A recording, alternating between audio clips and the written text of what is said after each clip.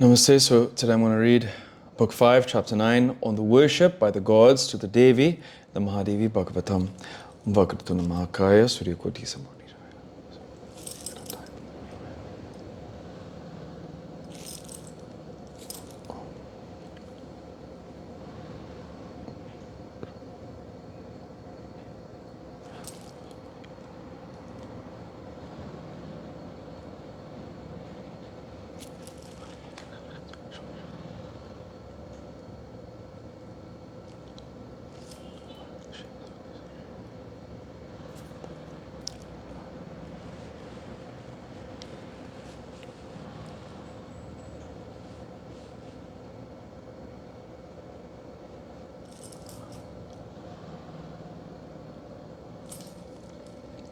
Aniyam Tatsa.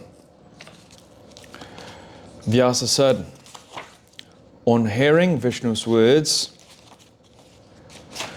the Devas became very glad and presented immediately their own weapons, ornamented with clothings. Ornaments and clothings. The Kisiroda milk ocean presented to her gladly the well-fitted necklace clear as crystal, and a pair of divine cloths of a red color, never becoming old and very fine. Visvakarma was very much gratified in his heart and presented a divine jewel to be worn in her diadem or crest, blazing like hundreds of suns, white earrings, bracelets for her wrists, bracelets for her upper arm, and other bracelets decked with various gems and jewels, and anklets brilliant like gems, of a clear sun-like lustre, decked with jewels and tinkling nicely. The architect of the gods, the ocean of intellect, Visvakarma, gave her as offerings beautiful ornaments also for the neck, all very beautiful, as well as for the fingers decked with gems and jewels, all shining splendidly.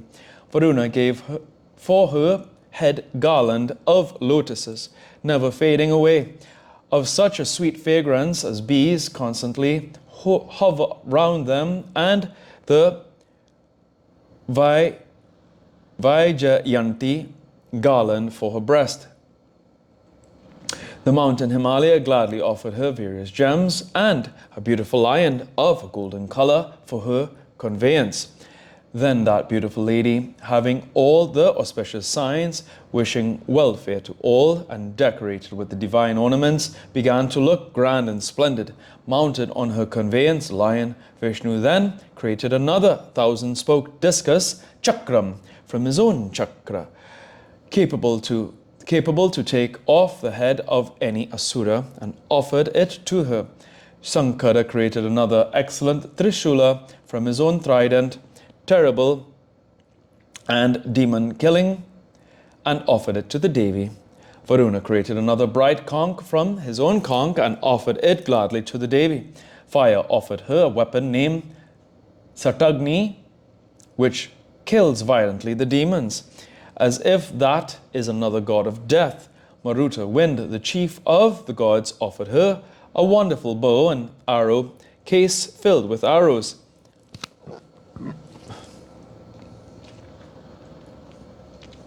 The bow can be drawn with great difficulty and emits a very harsh sound. Indra created another dreadful thunderbolt from his own thunderbolt and gave it at once to the Devi. As well, the beautiful sonorous bell that used to hang from the elephant Aryavata. Yama, the god of death, created another beautiful star from his own scepter, which takes away, when time comes, the life of all beings. Brahma gladly gave her a divine kamandalu filled with the Ganges water, and Varuna gave her a sharp parusa. Parasu, Kuvera, the lord of wealth, gave her a golden drinking cup filled with wine, and Varuna offered her a divine beautiful lotus. Visvakarma became very glad and gave her the Kaumodaki Gada, capable to kill the enemy of the gods, and whence hundreds of bells are hanging and impenetrable armor and various other weapons. The son gave to the Divine Mother his own rays. The Devas, seeing her adorned with ornaments and weapons, began to praise and chant hymns to that most auspicious goddess, the great enchantress of the three worlds.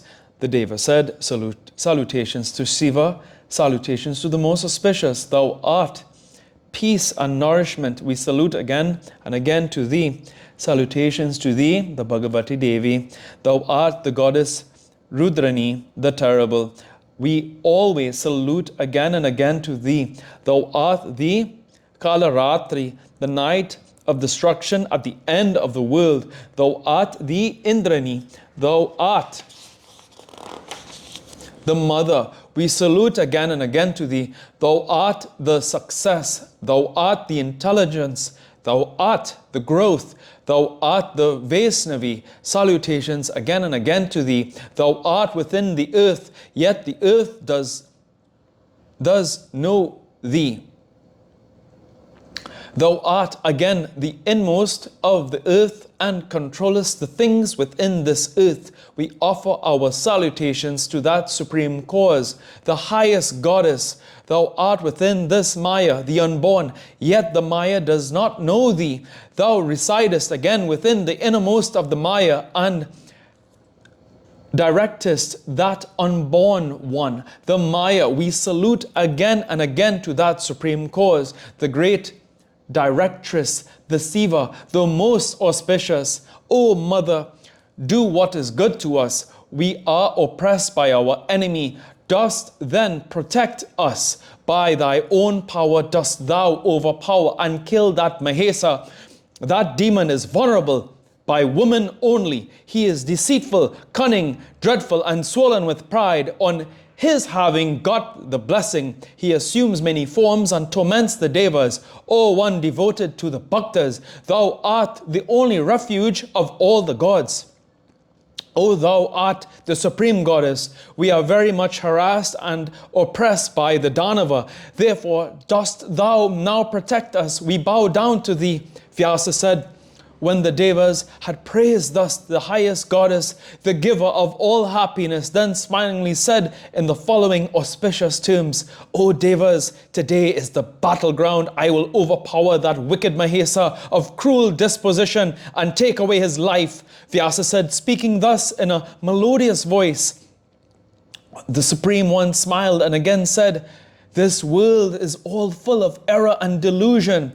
Really, it is very wonderful that Brahma, Vishnu, Indra, and other gods are all shuddering out of fear from Mahesa Danava. The power of destiny is exceedingly great and terrible. Its influence cannot be overcome, even by the best of the Devas. O King, the time is the Lord of happiness and pain. Time is therefore the God. The wonder is this, that even those who can create, preserve, and destroy this world, they are being overpowered and tormented by Mahesa. The Devi, thinking thus, smiled, then laughed and laughed very hoarsely. It seemed that a roar of laughter then arose, and the Danavas were struck with terror at that very dreadful sound. The earth trembled at that extraordinary sound. The mountains began to move, and the vast oceans that remained calm began to be agitated with bellows. The uproar filled all the quarters, and the mountain Meru trembled. Then the Danavas, hearing the tumultuous uproar, were all filled with tremendous fear. The Devas became very glad and said thus, O Devi, let victory be yours. Save us. The intoxicated Mahesa too, hearing those words, became very angry. Mahesa, struck with terror at those words, asks the Dechas, O messengers, go and ascertain how has originated this sound. Who has made this harsh sound? Bring that devil. Who has made this hoarse noise? Be he a Deva, Danava, or anyone else unto me, and I will kill that roaring villain, who, it seems, has been puffed with egoism and vanity. The Devas are not making this noise, for they are vanquished and terror-stricken. The Asuras are not doing so, for they are my subjects. Then who is the stupid fellow that has done so? Surely he is of very little understanding. His days are numbered, and I will carry him to the home of death. Go you ascertain the cause of sound and come back to me. Then I will go there and destroy that wretch who made this noise to no purpose. Vyasa said, no sooner the messengers heard these words of Mahesa than they at once went to the Devi and saw that her body and the several parts thereof were all very beautiful. She had 18 hands. She was decorated completely with various ornaments all over her body. All the auspicious signs were being seen in her body, and that she was holding excellent divine weapons. That auspicious goddess, beautiful, was holding in her hands the cup and drinking wine again and again, beholding her this form. They were afraid and fled at once to the Mahesa and informed him the cause of that sound. The Deja said, O Lord, we have seen one grown-up woman whose whereabouts we are quite ignorant. The Devi is decorated with jewels and ornaments all over her body. She is not human nor Asuri, but her form is extraordinary and beautiful. That noble lady is mounted on a lion, holding weapons on all her 18 hands, and is roaring loudly. She is drinking wine, so it seems that she is puffed up with liquor. It is quite certain that she has no husband. The Devas are gladly chanting praises from the celestial space, that let victory be to her side, and that she saved the Devas. O Lord, we don't know at all who is that handsome woman, and whose wife is she. Why has she come there, and what is her motive? Sentiments of love, heroism, laughter, terror, and wonder are all fully shining in her. Therefore, we are very much overpowered by the halo emitted from her, and we could not even see her well. Note, rasas mean sentiments. The rasas are usually 8. Shringara, Hasya, Karuna, Raudra, Veera, Bhayanaka, Bhibat, Satubha, Tasangao, Chetyastao, Natyan, Rasa, Smrita, but sometimes Santarasa is added, thus making the total number 9, sometimes a 10th. Vatsalya Rasa is also added. O King, in compliance with your order, we have come back to you no sooner we had seen the lady, without even addressing her in any way. Now order us what we are to do. Mahesa said, O best of ministers, O hero, under my command, go there with all the forces and use the means, consolation, etc., and bring that woman having a beautiful face like the moon to me. If that lady do not come even with the 3 policies, Sama, consolation, Dana, making gifts, and Veda, sowing dissensions in an enemy's party, and thus winning him over to one side, one of the 4 upayas, or means of success against an enemy, are adopted by you. Then apply the last resort, danda, or war, in such a way that her life be not destroyed, and bring that beautiful woman to me. I will gladly make her of black curling hairs, my queen consort. In case that day-eyed one comes gladly, then do my desires without causing any unpleasant feelings, a cessation of sentiment. I am enchanted on hearing about her beauties and wealth.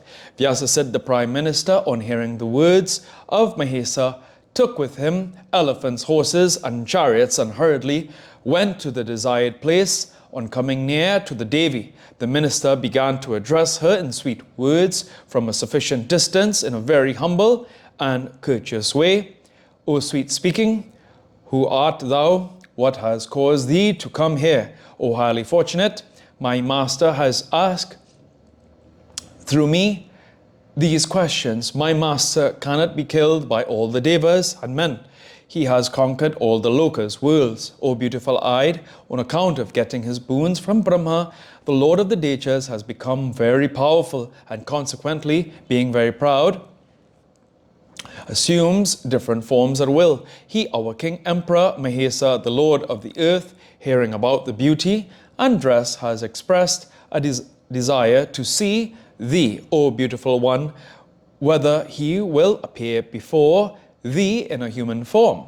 He will do whatever thou likest, O dear-eyed one. Be pleased now to go to that intelligent king. In case thou dost not go, we will bring the king, thy devotee, to thee, O Lord of the Devas. O our king has heard of thy beauty and grandeur and has become very much submissive to thee. We will therefore do exactly what thou desirest. Therefore, thou having thighs thick and round like those of a young elephant, be pleased to express what thou likest, and we will do quickly as thou desirest. Here ends the 9th chapter on the 5th book on the worship offered by the gods, the Devi, and the weapons offered by them in the Mahapuranam Srimad Devi Bhagavatam of 18,000 verses by Maharishi Ved Vyasa. Om Jayanti Mangalakali Bhadrakali Kapali Durgakshma Shividati Swaha Swara. Mangala Mahakale Shive Sarvate Satake Shani Trambike Gauri Narayani Namaste.